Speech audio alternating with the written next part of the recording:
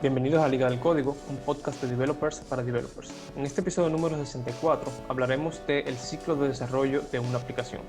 Vamos a mencionar un poco sobre cómo se maneja este proceso con cada uno de los equipos donde trabajamos actualmente. Disfruten. El día de hoy estamos Germán Popoter, Nazaret Ramírez, Tomás Veras y William Crespo. Y vamos a hablar, como ya mencionamos, sobre el Development Life Cycle, que básicamente es el proceso en el cual se planifica, se desarrolla, se le hace test y se le hace release a una aplicación de software, básicamente. Entonces vamos a hablar un poco de cómo es ese proceso, cómo se ve ese proceso en cada una de las empresas de nosotros, uno de los procesos que estamos acostumbrados y probablemente quizá en algunas de las cosas que nos gustan o no nos gustan del proceso que estamos haciendo. Y cuando hablamos de Development Life Cycle, nos referimos específicamente a System Development Life Cycle, que es SDLC, que básicamente es lo que ya mencioné de el proceso de la creación de la aplicación. Y algunos de los nombres muy populares que ustedes van a escuchar por ahí son XP o Extreme Programming, Scrum, Waterfall, entre otros. Cuéntenme, muchachos, ¿cómo se ve el proceso de desarrollo en su equipo actualmente? Mira, uno de los que yo diría que vale también la pena mencionar es Kanban. Sí. Bueno, en mi equipo, por ejemplo, usan Scrum. Entonces, en esencia, ¿cómo funciona? Y qué cosas me parecen que nos ha funcionado bien. Eh, Funciona de la siguiente forma. Tenemos las metas, que son las cosas que queremos hacer en nuestra aplicación. Y esas metas las separan como en épicos o tickets muy grandes. Y luego esos grandes los separan en tickets más pequeños. Em, y todo eso se hace en vamos a decir, en un tiempo que se saca para analizar los alcances de las cosas que queremos hacer, que le llaman grooming. En el grooming que nosotros hacemos, vemos cuáles son las cosas que tenemos que hacer y vamos poco a poco desmenuzando la parte técnica del feature que queremos agregar a la aplicación. Entonces, eso lo hacemos semanal y, y eso toma como unas hora y media, casi 2 horas. Nosotros le dedicamos mucho tiempo a analizar lo que tenemos que hacer y eso lo hacemos el equipo completo. Y la ventaja de eso es que cuando a ti te toca hacer un ticket ya dentro del sprint, ya es muy posible que tú tengas todo el contexto que tú necesitas para trabajar el ticket. Entonces, tenemos eso. Tenemos un grooming que se hace semanal y al día siguiente se hace el sprint planning. Los sprints que nosotros usamos son de una semana. Y en el sprint planning lo que hacemos es que tomamos acorde a nosotros más o menos analizamos qué tantos story points nosotros hacemos por semana, por sprint, y nosotros tomamos una cantidad de tickets relacionadas a un goal que queremos lograr en ese sprint, que vaya acorde a la cantidad de story points que nosotros estamos cerrando por semana generalmente. Entonces, la idea es más o menos esa. Pasamos por ese proceso cada semana. Y dentro del sprint, nosotros tenemos unos daily stand-ups que lo tenemos en la tarde, como a eso de las 2. Y la idea con tener el sprint a más o menos a esa hora es de decir lo que tú has hecho hasta la fecha y qué tanto tú estimas hacer en esa tarde. Es un poco diferente cuando lo comparo con otros sitios donde he trabajado, que teníamos el daily stand-up tempranito en la mañana. Cuando nosotros lo hacemos tempranito en la mañana, tú te enfocas más en la expectativa de tu día. Pero cuando tú lo haces al final de la tarde, tú hablas de lo que ya tú trabajaste y de los bloques que tú te has encontrado hasta el momento.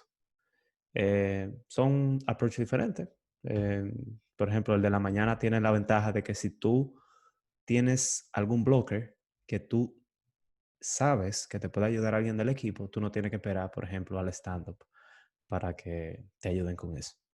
Eh, y así, más o menos ese es nuestro ciclo.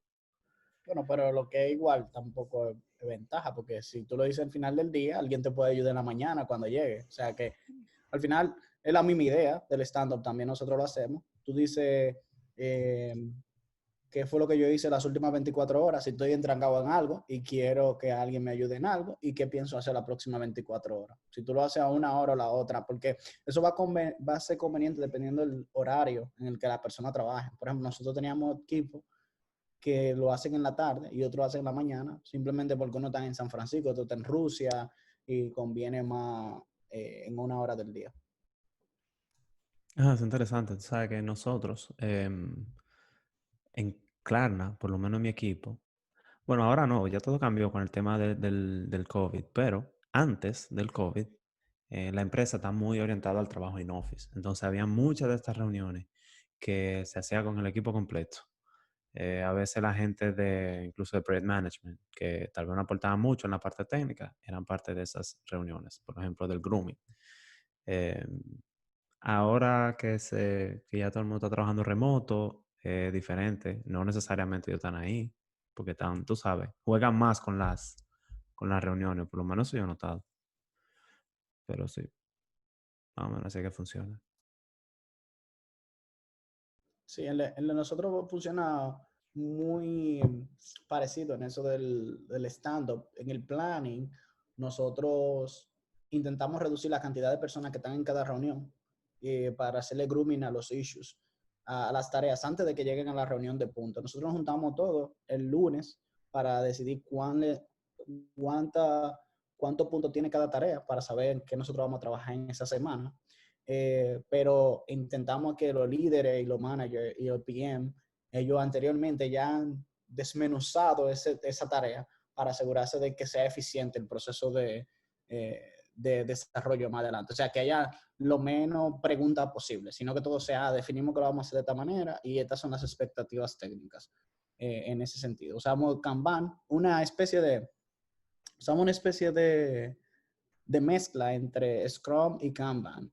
Eh, que uno no quite el otro. Eso, otra cosa que me gustaría mencionar es, aunque ustedes digan toda esa terminología, no es de que esta es mejor que la otra. Esto va a depender de qué funciona para cada equipo y también puede ser una mutación de un poco de cada uno de ellos. Nosotros tenemos todos los issues en una tarea, en un board, donde no necesariamente tienen que completarse esta semana, sino que están ahí para tú tomar el que tú te sientas más cómodo en ellos.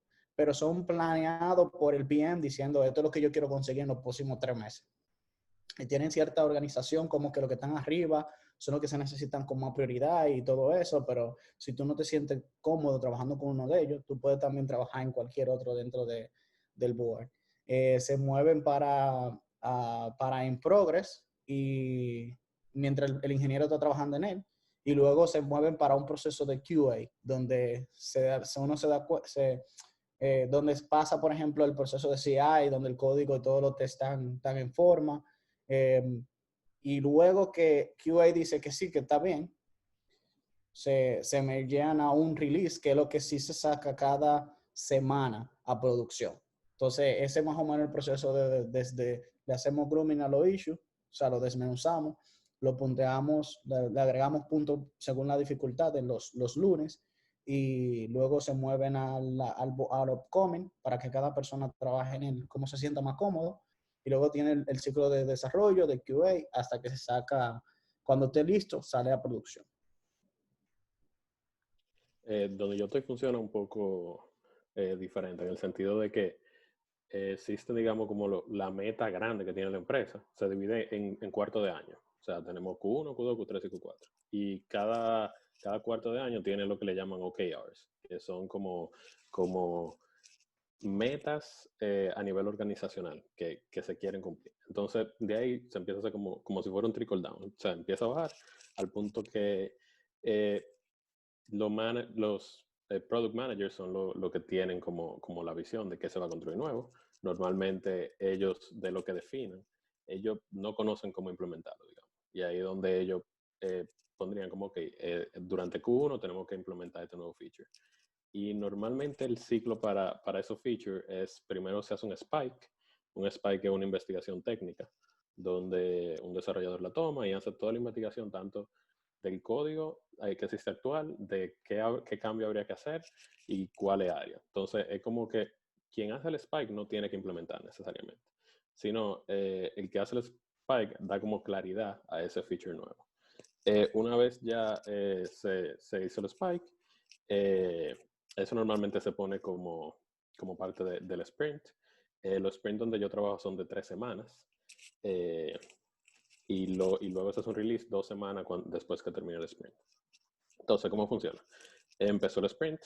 Normalmente tú agarras, antes de empezar el sprint, cabe destacar, una semana antes, se hace lo que se llama un poker planning, que en esencia están todos los tickets, sea tanto bugs como new features, como spikes, donde todos los desarrolladores lo estimamos. O sea, vamos uno por uno. Okay, este bug está pasando aquí, estos son los logs. Puede ser que alguno de ustedes sepa más y quiera abundar. Y así como que tenemos una pequeña discusión de ese bug y luego de forma anónima todos votamos y le damos una puntuación. Las puntuaciones son 1, 2, 3, 5, y seguimos Fibonacci en esencia, donde 8 es la puntuación más alta. Y 8 normalmente creo que es un sprint completo. O sea, del tope de mi cabeza no sé bien qué significa cada cosa.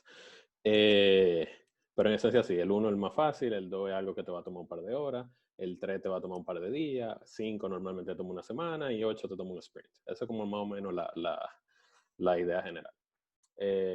Agarramos el promedio de esa votación, se lo ponemos a cada task y ya cuando empieza el sprint somos autónomos a la hora de tomar los tasks. No suelen ser asignadas, sino que tu manager te dice, hey, mañana empieza el sprint nuevo, saquen un poco de tiempo para tomar task hoy o tomen task mañana, como ustedes quieran.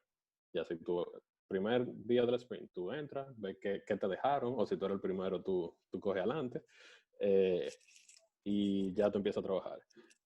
Una vez se completa, llega a QA. Una vez se completa, pasa a Code Review. En Code Review estamos tratando de ser cada vez más y más estrictos porque todavía hay cosas donde el código no se siente tan cohesivo. Y todavía estamos bajitos en el porciento de test, de code coverage que tenemos, de test que cubren el código. Y luego pasó todo eso, va por CI, que sería Jenkins. Jenkins dice está todo bien, los tests pasan, no se rompió otra parte de la aplicación, pasa a QA. QA la toma, te la valida o no te la valida, intenta rompértela. Los QA de aquí son demasiado buenos rompiendo cosas. Al punto que yo como que tengo mi checklist personal de, ok, prueba esto, porque si no lo pruebas tú lo vas a probar ellos y te la van a romper. Y nada, ya luego de ahí se hace el release. El release normalmente cada, digamos, 3 semanas. Y sí, o sea, dado el tipo de aplicación, somos súper estrictos tanto con cómo se hace el release como con la información que se pueda liquear. Pero en esencia yo creo que es el proceso completo. Una pregunta en el proceso tú dices que al principio del sprint ustedes van y eligen la tarea. ¿Ustedes se asignan toda la tarea que piensan trabajar en ese ciclo o una a la vez? No, tú te asignas toda la que tú entiendas que tú quieras trabajar. Tú Y dices eso como, no ¿perdón? le queda como cuello botella entonces, porque alguna gente dice que va a coger toda la fácil y después el otro va a coger la difícil y después una depende de la otra, y entonces. O sea, sí, normalmente todos los tasks están linkeados. O sea, como mira, este bloquea aquel task o este está relacionado con aquel task. Siéndote franco, yo nunca he sentido como que alguien cogió todo lo fácil o alguien cogió, no sé, le fue peor que a otra gente. Por lo general, yo creo que eso tiene que ver también que los sprints tienen una capacidad y los tickets que hay ahí están dados a esa capacidad. Dígase que tú coges ticket y literal tú mismo dices, ok, yo si puedo más, cojo uno más después, pero estos son los que me estoy comprometiendo. Y ya al final del sprint tú mismo puedes decir, mira, me faltaron estos 2 tickets. O sea, eso te afecta, como quien dice, la producción tuya, porque tú te comprometiste y no lo lograste. Desde un punto de vista de que alguien puede tomar todo lo fácil, sí, pudiera darse, pero lo de fácil es relativo, porque yo personalmente no soy tan fanático de tomar 10 tickets de un punto porque es demasiado context switching. Y es como que estoy trabajando algo, lo hago en 5 minutos y ok, ahora me voy totalmente a otra área del codebase y eso no es, para mí no es tan chévere. Yo soy del que prefiero tomar un ticket de 5, otro de 3, algo que yo agarre un ticket y dure mis 2 días haciéndolo y escribiendo test. Pero sí, eso pudiera pasar. O sea, no veo por qué no. ¿Y qué pasa con los tickets que no se resolvieron durante el sprint? Pasan al siguiente sprint. Casi siempre cuando son features nuevos asociados a OKR, se suelen hacer al principio del quarter de año. Dígase que tú tienes como 3 sprints para completarlo. Si por lo que sea no se completó ahora, QA lo devolvió, tenemos todavía buffer de 2 sprints para completarlo. Y si los tickets que tú te comprometiste a hacer durante el sprint, lo terminaste antes de que el sprint se acabara. No pasa nada. Tú o tomas ticket nuevo o tú escribes un mensaje, hey, estoy disponible para code review o para DevQA, que DevQA en esencia es cuando viene un ticket de QA que la persona de QA tiene que modificar algo en el código para replicar. Entonces, DevQA sería eso, se lo asignan a un desarrollador, que el desarrollador es el que le hace QA. Las metas que ponen en los queues son, ¿tú entiendes que son metas o son estimaciones de trabajo que se basan en ese queue? No sé si me explico bien. ¿Tú crees que eso es definiéndole a la gente lo que tiene que hacer? ¿O tú crees que eso es simplemente bajando la raya de eso es lo que se va a hacer este queue? Porque tiene entonaciones diferentes, como que hay uno donde, ok, nosotros estamos tratando de llegar hasta allá, pero no necesariamente la persona de management está contando con que se haga totalidad. Hay metas que muchas veces la ponen muy por encima de lo que se puede lograr, simplemente como para orientar a la gente y darle un zoom out de lo que se quiere hacer en general. Pero no es contando con que realmente se va a llegar hasta ese punto para el primer quarter, pero para que la gente también pueda lo que desarrolle, contemple lo que se proyecta hacer. Pero si ellos lo hacen cada 3 meses, puede ser que lo que ellos están diciendo es, ok, yo estoy contando con que en estos 3 meses esto esté hecho, porque mi meta como negocio, yo la tengo planteada a, no sé, 9 meses y necesito esta parte totalmente ready aquí para yo poder cerrar un negocio, tal, tal, tal. ¿Cómo tú sientes eso? Que hay cierta presión para hacer delivery a lo que se pone en el quarter, o tú sientes que es más para simplemente guiar por qué camino es que vamos. Sí, el estrés está ahí. Pero digamos, no es un estrés que tú sientes durante el quarter. Yo me atrevo a decir, y relajamos mucho internamente, que le llamamos el quarter crunch, en esencia, que como que ese último esfuerzo al final, ese último sprint, donde tú quieres lograr eso OKR, porque la empresa tiene unas metas, al final del día una empresa pública. Lo que estamos haciendo internamente no necesariamente se dice prematuramente, pero sí, lo que sea que tú logres pueden afectar la presencia de la empresa en el mercado. Y eso, ahí, al final del día, tú como parte de la empresa y que literal te beneficia que la empresa le vaya bien, porque tú recibes stocks o algo así, tú sientes también como que, oye, me estoy afectando a mí mismo, si me comprometí y no lo voy a lograr. Eso por ese lado. Ahora bien, nunca hasta ahora he sentido que las metas son irrealistas. Por ejemplo, yo cuando entré en esta empresa, eh, vengo de Santo Domingo, donde el jefe es el que manda, ¿verdad? Él dijo que se va a trapear los pisos y estamos toditos con un swap en la mano, dejándolo brilloso. Y aquí cuando entro veo como el jefe dice una cosa y los empleados empiezan a decirle no, por esto y aquello. Y ese pushback yo lo había visto antes, pero nunca lo había visto de la forma que lo veía aquí. Y luego me enteré bueno, durante el onboarding week te dicen que la empresa practica algo que se llama radical candor, que en esencia es donde yo te voy a decir a ti totalmente directo lo que yo estoy pensando, sin vueltas, sin rodeos, o sea, es radical. de forma radical, yo te voy a decir, mira, esa camisa te queda mal. Pero entiendo que esto y aquello. O sea, como que sin faltar de respeto, sin hacerte, sin afectar tus sentimientos, digamos. Yo voy a tratar de ser lo más directo posible, porque al final del día todos tenemos una meta en común. Entonces, con esto dicho, si hay un feature, que ese feature se dice, ok, lo vamos a lograr en este cuarto de año, y alguien te dice, no, no lo vamos a lograr en este cuarto de año porque tenemos esto, esto y esto, y porque ese feature va a necesitar esto y aquello, y también porque estamos bloqueados por aquello. Entonces lo vamos a poner dentro de 2 cuartos más de año. Entonces ahí empieza como ese tirijal. A principio de este año, bueno, a final del año pasado, yo hice un spike que se lanzó a final de este cuarto de año. Dígase, tomó 6 meses en desarrollarse. Y un spike, en el momento que yo lo hacía, yo hacía mucho énfasis, esto es más grande de lo que parece. Y yo trabajé en el desarrollo inicial del spike. La primera versión, el proof of concept, y una vez, así la prueba de concepto, y una vez lo dejé funcionando, había otra parte del producto que me llamaba la atención y yo le dije a mi manager que quería hacer un cambio. Pero sí, luego lo que continuaron estos duraron 6 meses hasta que se pudo lanzar. En esencia, esa fue la parte de internacionalización de la aplicación. O sea, para que la aplicación tenga varios idiomas, no solamente en inglés. Y eso, o sea, sí, como tú dices, tú sientes la presión, está ahí, pero no son cosas irreales. Son cosas que tú dices, sí, yo en 3 meses puedo lograr esto.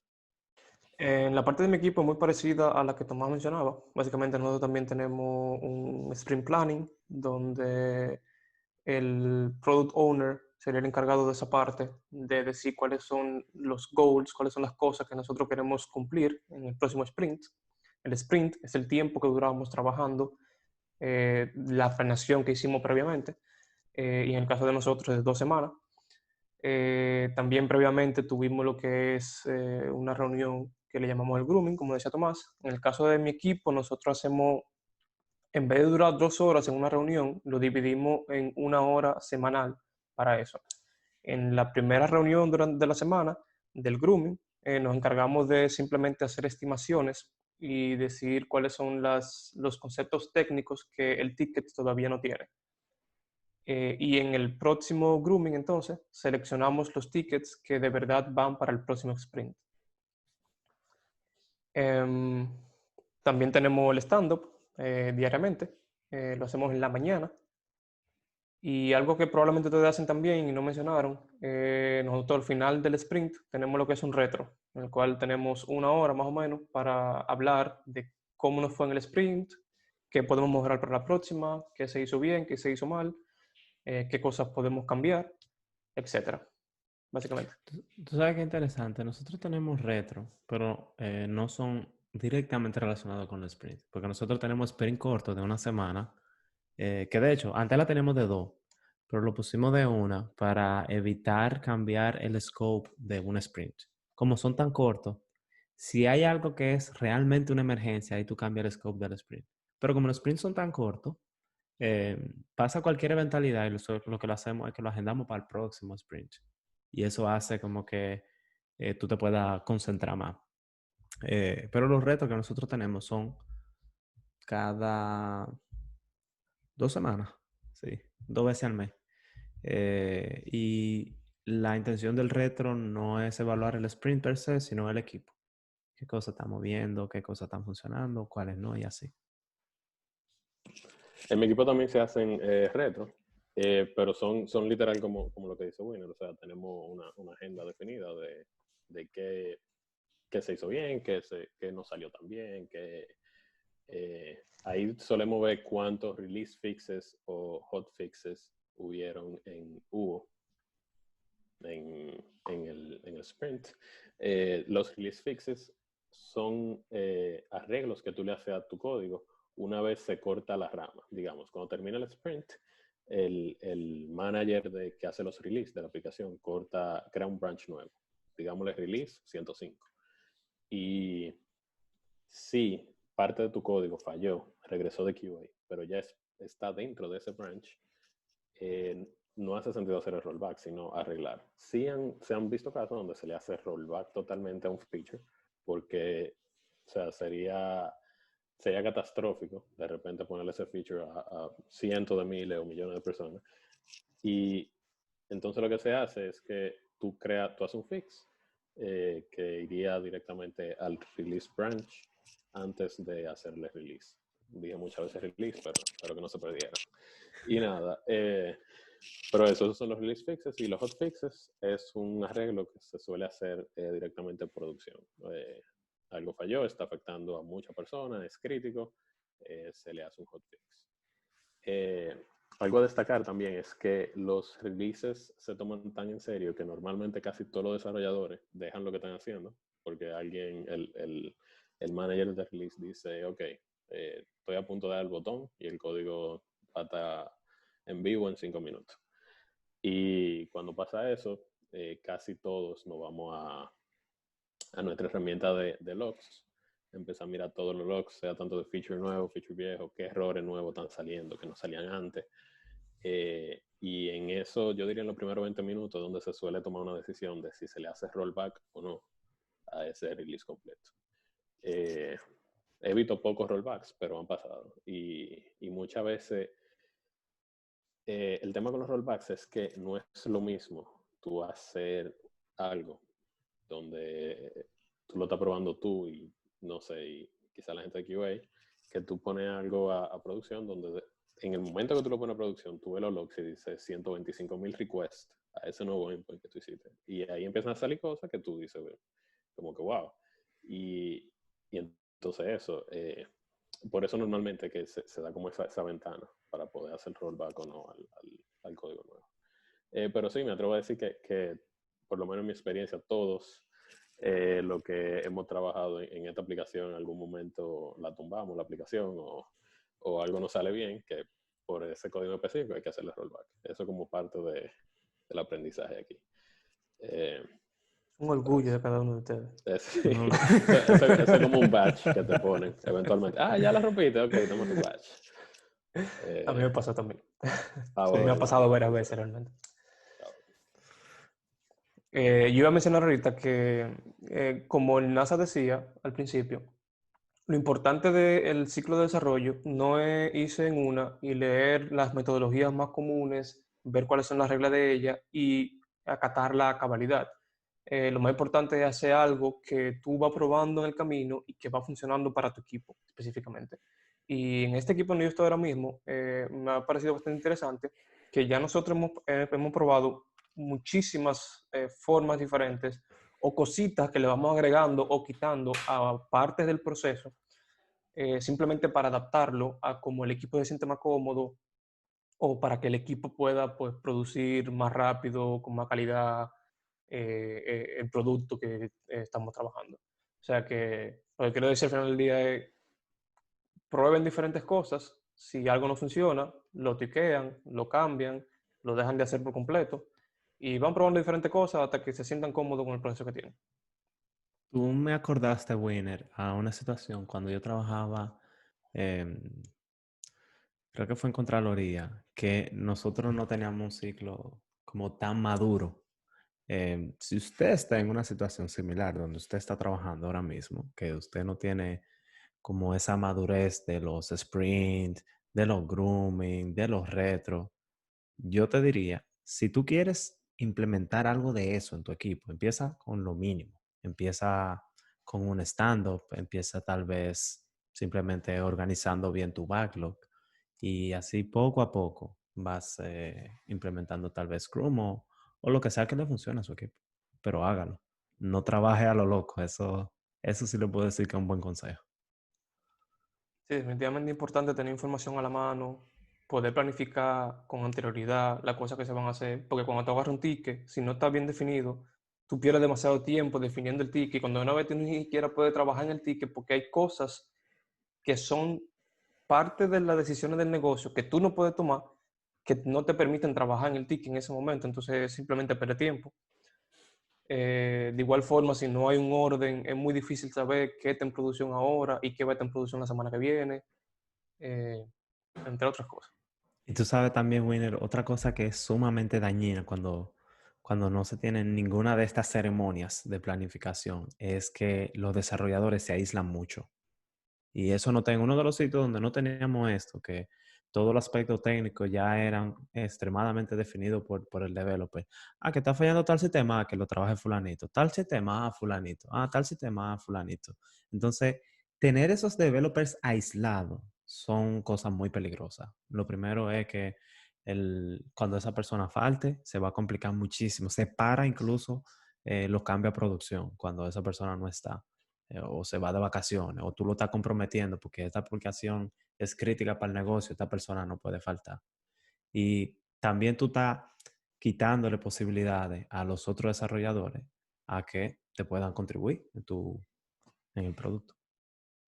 Tú sabes que hay un libro, una novela, se llama The Unicorn Project, que también es basado en uno que se llama The Phoenix Project, que tiene que ver con algo similar. O sea, en esencia es esta gran empresa donde todos los procesos son, cada uno anda como por su lado. Y entonces no hay una forma fácil de hacer deploy, tú le preguntas, nadie sabe, no hay documentación. Hay una parte en C#, otra parte está en Ruby, otra parte está en Python. O sea, no existen procesos en esencia. Y es bien chévere cómo se va desenvolviendo la historia. Pero en esencia es eso, o sea, sí hay que fomentar la idea de como de ownership, de tú sentir como que, wow, esta parte del código la conozco, la domino, me pueden hacer preguntas, puedo implementar cosas nuevas, pero otra cosa es que si tú no existes, esa parte no funciona. Ya es otra área donde no es saludable para la empresa. Sí, una vez yo trabajé en una empresa me atrevo a decir, o sea, que era como un poco como dinosaurio, así, en el sentido de que había personas que tenían miedo como de que o sea, que por compartir su conocimiento pierdan su trabajo. Era como que yo soy valioso aquí, siempre y cuando yo sea el que sé. En el momento que yo eso lo pongo en un cuadernito y ya no soy yo solo el que sé, ya yo perdí mi valor dentro de la empresa. Y eso en realidad es algo que yo no diría ni qué bueno ni qué bueno fomentar, porque la idea es que ninguno somos tan buenos o sea, ninguno somos tan buenos solamente como lo que sepamos. O sea, traemos otras cosas a la mesa. Y mientras todos sepamos algo, las cosas pueden crecer y funcionar de una forma mejor. Pero en esencia eso, o sea, imagínate que de la forma que yo pienso, alguien así es que siempre va a estar un call, porque si ese sistema se cae, esa es la única persona. O sea, esa persona no toma break en su vida. Tiene más desventaja que ventaja, la verdad. Eso ha sido todo por hoy. Gracias por acompañarnos. Si este episodio te pareció interesante, compártelo. Estamos en Spotify, Stitcher, Apple Podcasts y YouTube. Nos vemos la próxima semana.